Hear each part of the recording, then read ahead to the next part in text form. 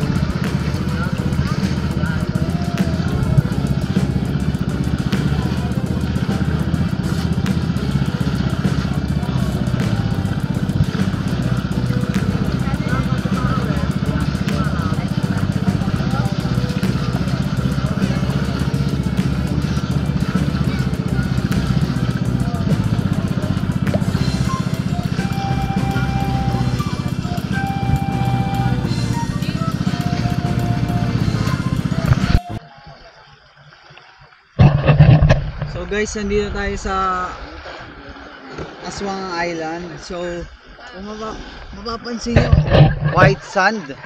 Oh.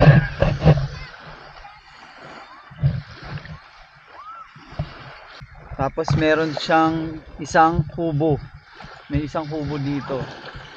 Pinaka tahimik na island dito. Tapos pag guys, pag low tide, nandun yung kuweba. May kuweba daw doon. High tide kasi ngayon pa eh. Kaya hindi madadaanan. Kaya yun yung banda doon. Kung may chance tayo, kung mababaw to, kung madadaanan na natin, papakita ko sa inyo kung may cave siya doon. Na may cave daw doon. So high tide pa kasi guys. mamaya kung mapuntahan natin, natin yun. Guys, pero maganda rin. Yung buhangin dito, white sand din, tapos pino.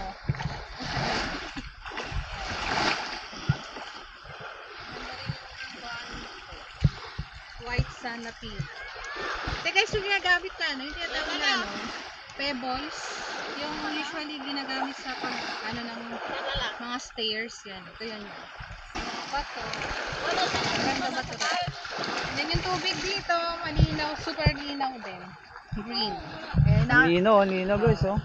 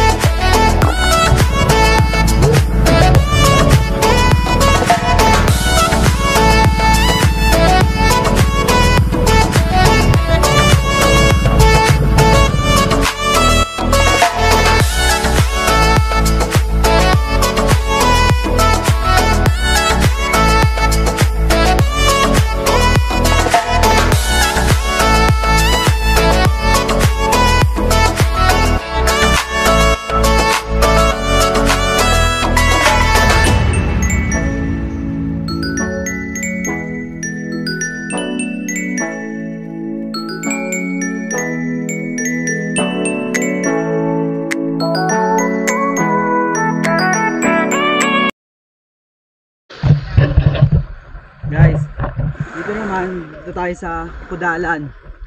Yan, sa Kudalan tayo ngayon.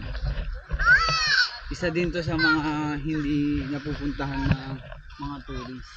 Kasi walang nakatira dito. Wala rin masyadong pupuntahan dito kasi maliit lang yung isla niya eh. Oh, maliit lang yung ano niya.